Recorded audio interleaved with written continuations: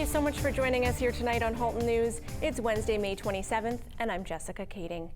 Good news to report today. For the first time since we started reporting the COVID-19 numbers, there are 0 additional cases to report since yesterday.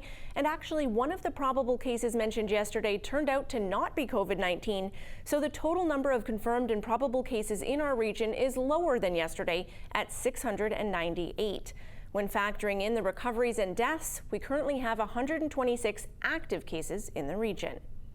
While this certainly sounds promising, the province has once again extended the current emergency orders, which means our outdoor playgrounds, public swimming pools, and outdoor splash pads will remain closed for at least another 2 weeks. Restaurants and bars will also remain closed except for takeout and delivery, and the restrictions on gatherings of more than 5 people also remains in effect.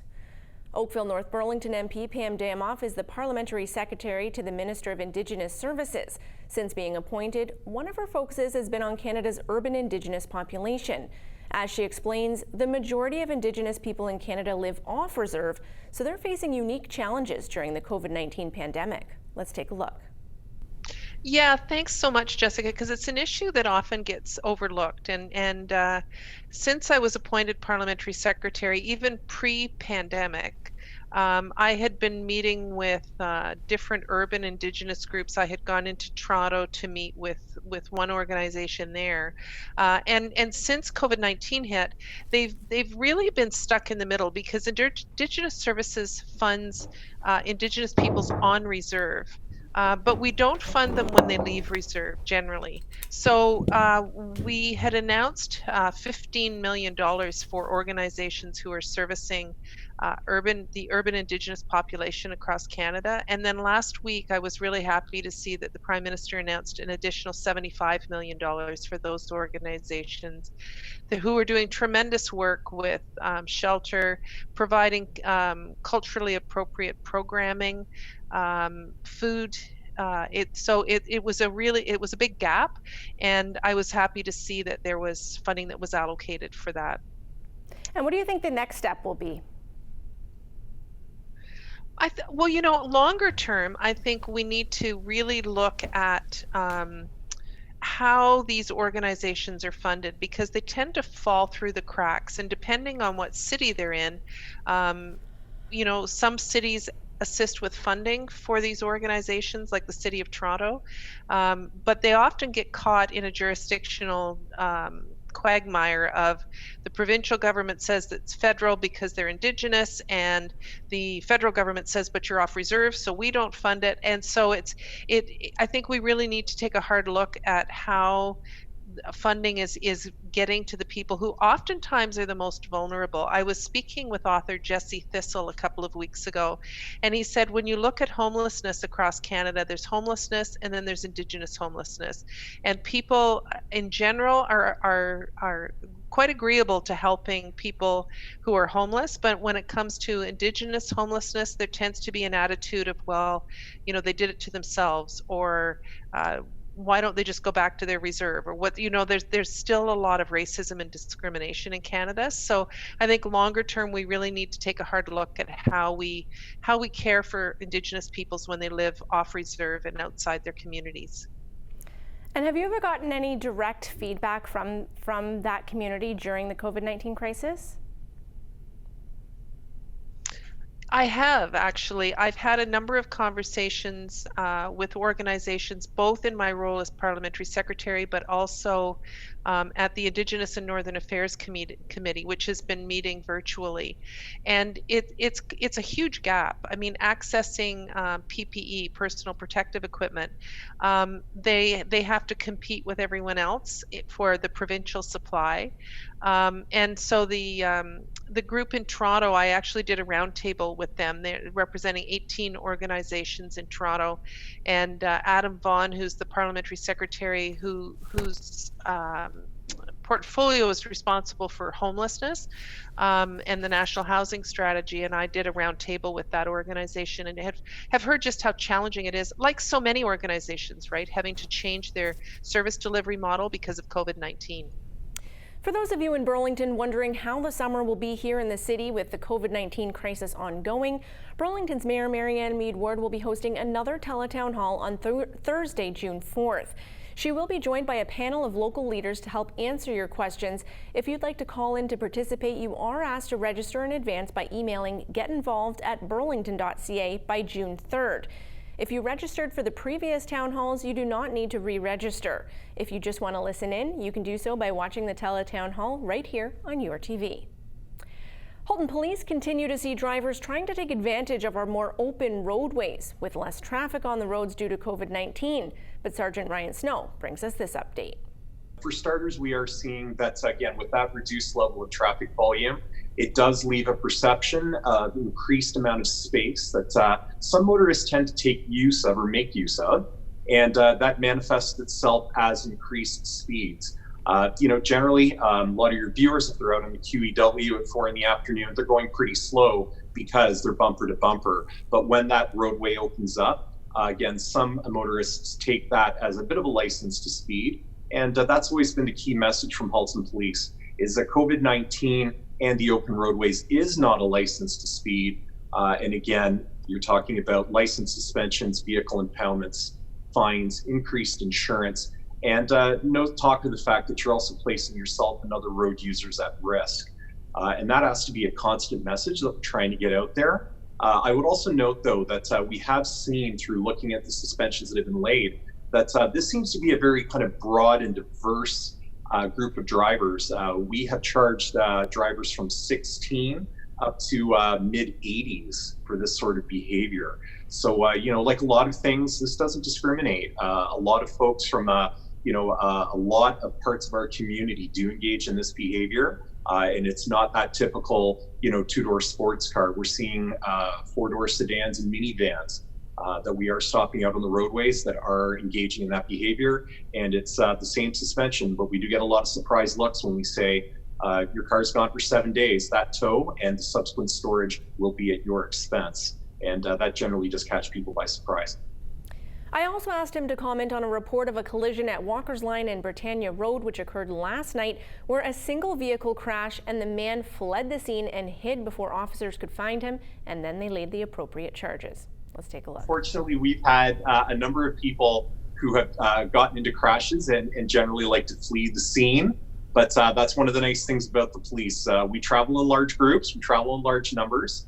We have things like K9, we have search teams, we have unmanned aerial vehicles. We generally can find you. We even have infrared cameras for our aircraft or remotely piloted drones.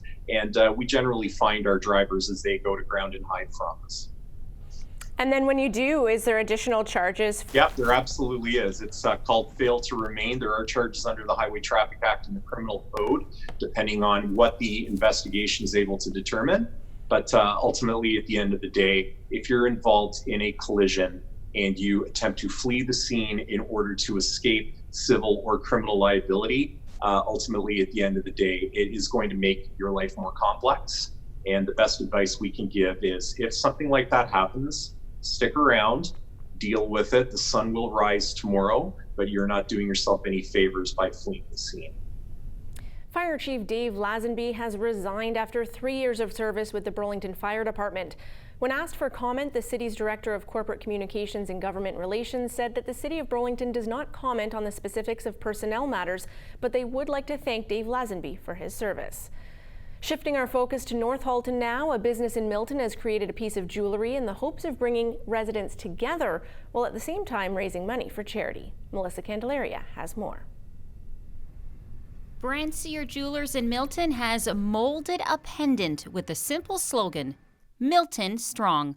Natasha Brancier says they wanted to make something for Miltonians who've been supportive of local business, especially in these COVID-19 times. We wanted to basically make something that we could give back all the proceeds to help our community in any way we can. So what better way than make a beautiful piece of jewelry that someone can promote and enjoy themselves, and knowing that all the proceeds are going to a great cause.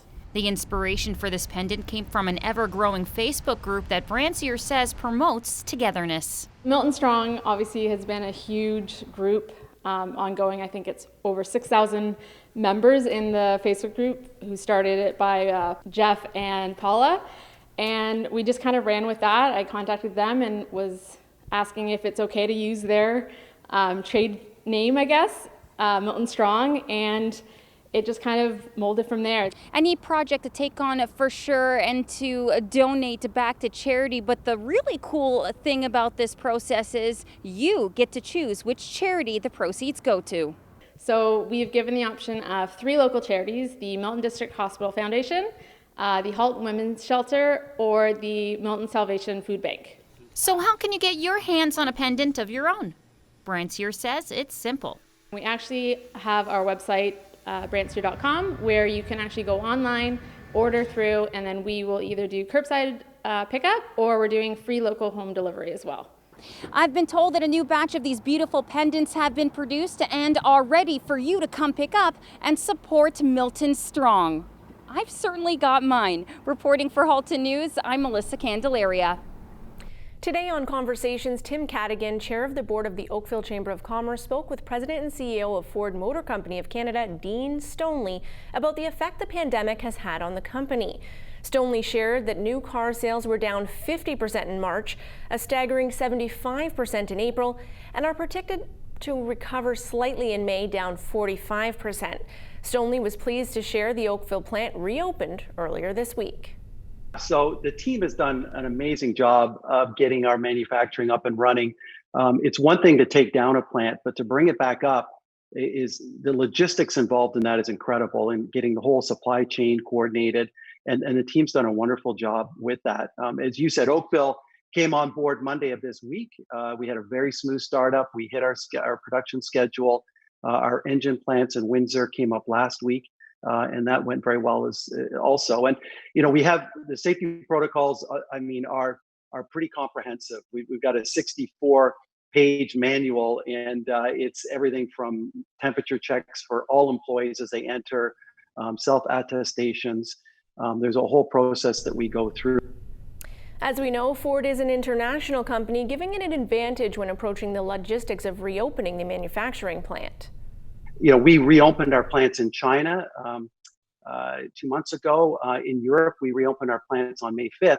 And so we're able even to take those real-time learnings. I've stayed very close with my team in China. I was in China for 5 years, in terms of both how they manage the dealership business, how they manage demand creation, e-commerce, virtual sales. And so being able to draw on that experience, because of course they experienced the pandemic sooner than we did, has been really invaluable to us as a company. To be able to draw on all those learnings and all those resources has been fantastic. So, we're not kind of going it alone here in Canada. We're leveraging kind of the best of the best from around the world, and that's been really great. Many businesses have found innovative solutions to cope with complications from COVID. Cadigan asked if any current innovations will change how the company does business as we return to a new normal. We're shifting much more to virtual interactions, virtual sales, and we've kind of been able to hit a fast forward button on a lot of these things, if you will. And to me, I'm an optimist, and so I guess I'm looking at what are the opportunities coming out of this. How can we be better? How can we serve our customers better? And so things like pickup and delivery for service, our dealers have done an amazing job of picking up and delivering vehicles.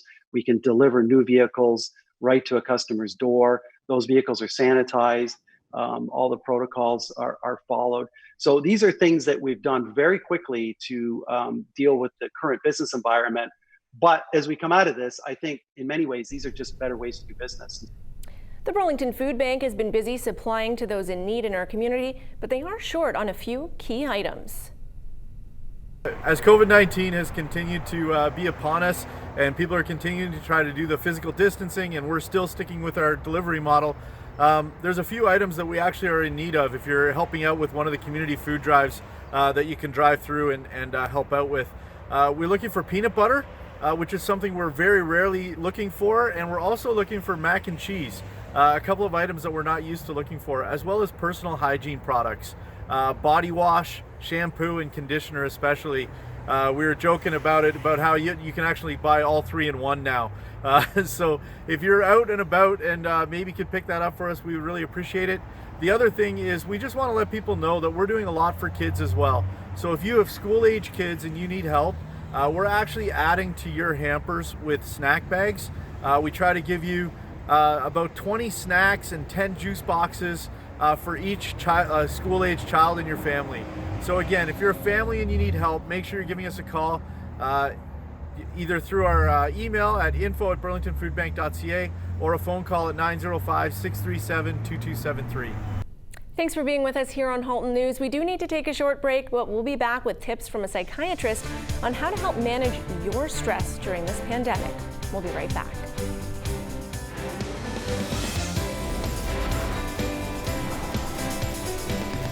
Welcome back to Halton News. The COVID-19 crisis has undoubtedly increased stress levels for, well, everyone. In this next segment, a local psychiatrist provides advice on how to cope. Hi, this is Dr. Ashik Bhattacharya from the Empathy Clinic in Oakville. Just coming back to talk about stress management and how to manage your stress budget. So do you know sometimes if you're on an elevator and somebody gets on, it's already crowded and the elevator starts to buzz, do you know why it's doing that? Because there's too many people on the elevator. Well, just say that's happening inside you and you have too much stress. So it's important to know what your limits are. Know what you can take on and certainly know when to say no. So stress is kind of like bending this little piece of wood. You have to be able to take just enough before it breaks. If you wait until it breaks, well, guess what? You're broken too. So building resilience is kind of like building up a muscle. If you take on too much, you can hurt your muscle. You don't want to take on too much. So it's really important to know when enough is enough. Be realistic with your capabilities. And like we've said before, please practice brain fitness, because that way you can maximize your capacity to take stress, tolerate stress, minimize stress, and have better stress management. Thank you and take care.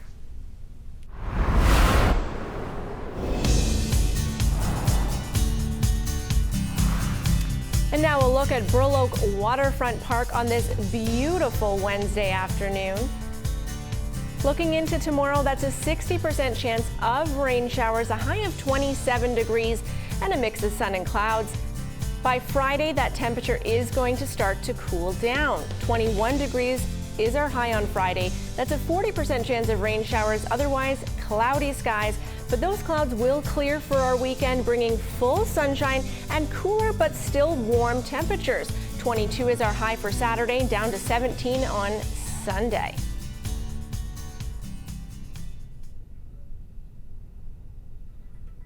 And now a look to how our markets closed out today.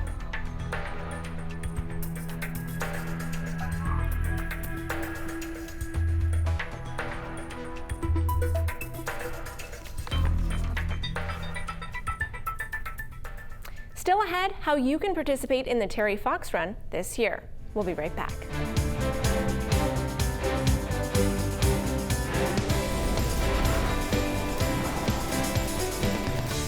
Thanks for staying with us here on Halton News. I'm Jessica Kading. While not taking place until September, registration has already begun for the annual Terry Fox Run, which will be virtual this year. MP Pam Damoff explains the new plan due to COVID-19. So this year, because of the pandemic, the Terry Fox Run has gone virtual for the first time, not surprisingly. Certainly in Oakville, you know, we can't be bringing 1,000 people down to Coronation Park and stand elbow to elbow, but cancer hasn't gone away just because of the pandemic. So it's really important that we continue to fundraise. So we've gone virtual, it's online. We're going to be encouraging people to sign up, and basically it's the Terry Fox Run one day your way on September the 20th. Registration is open now.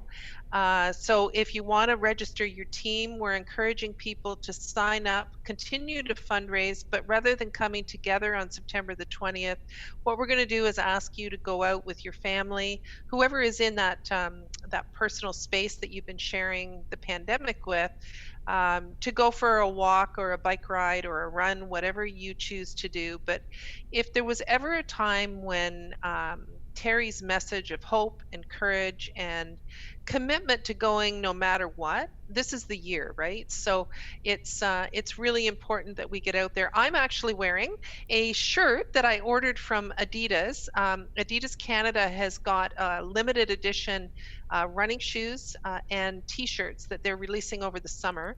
The first run sold out within a minute. It was quite disappointing.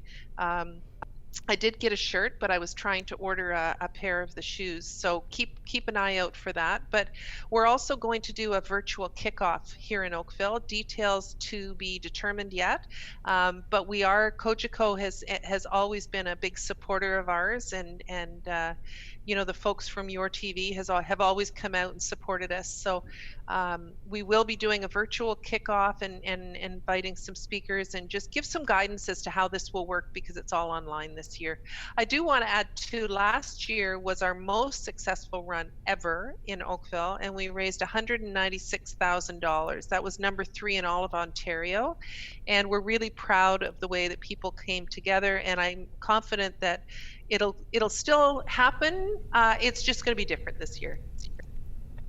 The Downtown Oakville Cyber Sidewalk Sale is officially on, and it will run through to Sunday, May 31st. You can shop from home from the comfort of inside, day or night, but also many retailers are open, so you can check out some of them to find out which stores are participating, which are open, and which are offering free shipping and local delivery. Please visit oakvilledowntown.com. We also ask that you join Cogeco's Do 5, Give 5, Ask 5 challenge in support of the Halton Learning Foundation and students in need in the Halton School Board. The idea is to help the Halton Learning Foundation raise $5,000 by June 1st to provide basic necessities for Halton District School Board students and their families who are struggling due to pandemic-related closures. To participate, you need to walk, run, bike, or move for 5 kilometers. Text Halton to 45678 to donate at least $5 to the Halton Learning Foundation, and then use social media to nominate your friends to do the same. It's that easy. Please use the hashtag Cogeco Give 5 Challenge. Tonight on Your TV in the Burlington and Oakville market, we present a new episode of Sports Week with Steve Foxcroft. Oakville Matters follows with Rob Burton at 7:30, and Kirk Robinson and company have their weekly call-in show starting at 8 o'clock tonight. That's live. You can call in and have your questions answered. For those of you in Milton, Halton Hills, we also have Sports Week with Steve Foxcroft. Let's Just Do This with Margaret Wallace Duffy is at 7:30 before Auto Experts goes live for you as well. I'd like to thank you so much for watching. If you'd like more content, please visit us online at yourtv.tv. We're also on social media at YourTV Halton. For Halton News, I'm Jessica Kading, and I thank you for watching.